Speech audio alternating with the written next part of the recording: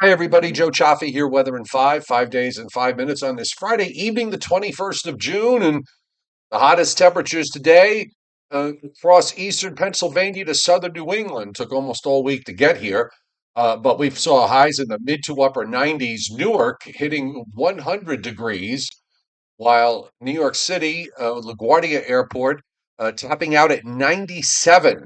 And we see mostly middle and upper 90s, even on Long Island. Inland temperatures made it up to about 90. South Shore temperatures mid to upper 80s.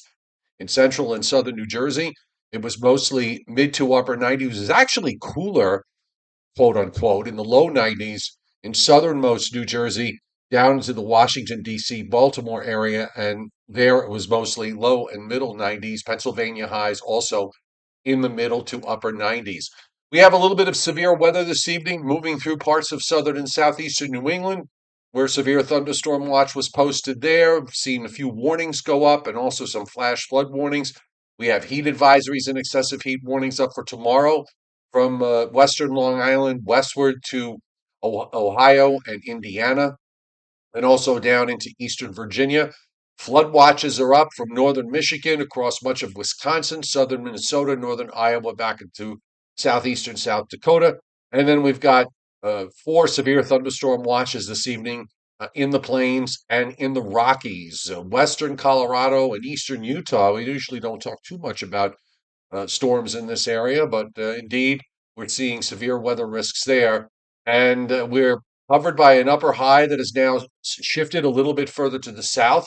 And the boundary is where we're seeing the lightning strikes tonight with these scattered thunderstorms. Actually, there's a pretty good cluster that's moving through southern and southeastern New England.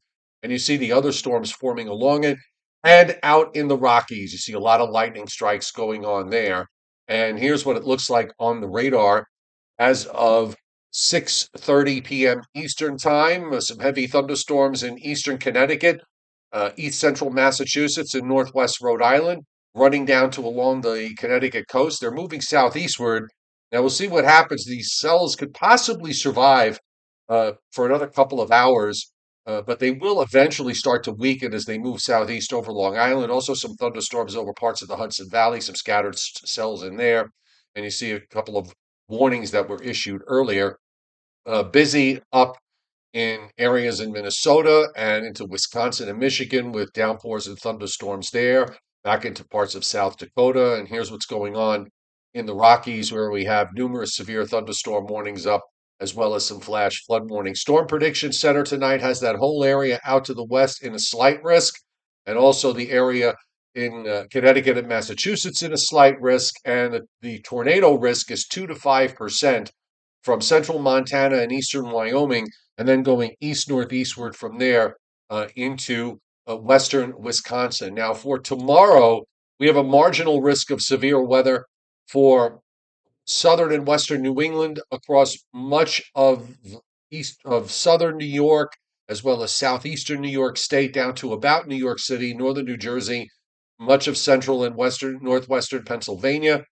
General thunderstorm activity extends a little bit further south than that. We also are seeing a marginal to slight risk from Wisconsin to northern Missouri, and in that area, again, is where the tornado risk is. Now, for Sunday, much of the northeast and northern mid-Atlantic states under a marginal risk that extends back into the Ohio Valley. I'm thinking they may wind up adding an area of slight risk to this before this is all said and done. And as far as rainfall is concerned, over the next 7 days, about a half to three-quarters of an inch.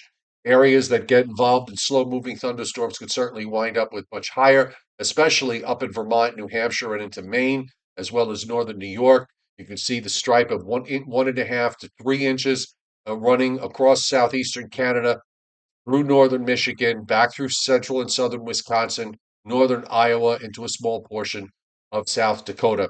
We do have a tropical disturbance in the in the Southwest Gulf, another one. This one is going to be a little further south and not as strong. So we're seeing inch and a half rains maybe reaching uh, southernmost Texas, but not really advancing much further north than that. And we're seeing also some rains of a half inch to an inch and a half in parts of the central and southern Rockies. And that's all being produced now with these thunderstorms. So the overall pattern is that this big heat ridge is weakening, and it's going to mean for another hot and humid day on Saturday. Although from New York City eastward, it might be a little bit cooler with the wind off the ocean. So we'll keep our fingers crossed on that. Those areas will probably be in the mid to upper 80s, but to the west of that, it'll probably be again in the 90s.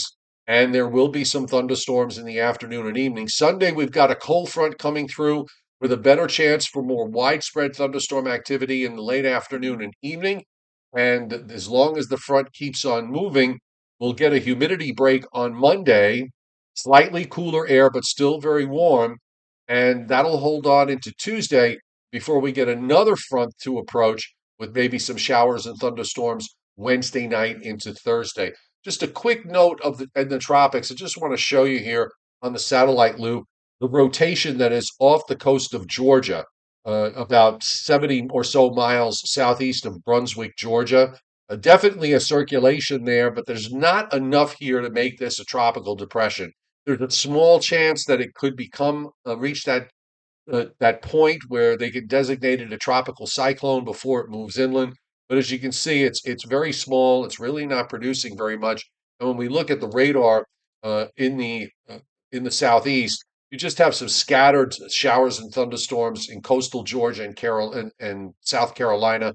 A little bit more activity along parts of the Florida coast, but it's not going to be a big deal. So it's a matter of time because it is going to be moving inland. And then we also have this next disturbance that's going to be forming tonight in the Bay of Campeche. And the Hurricane Center gives this a 50% chance to become a tropical depression or a tropical storm in the next 2 days, and a 60% chance in the entire 7 day period. The Joe and Joe Weather Show podcast will be back Sunday night at 7:35 p.m. Eastern Time. So enjoy your hot weekend and watch out for some thunderstorms.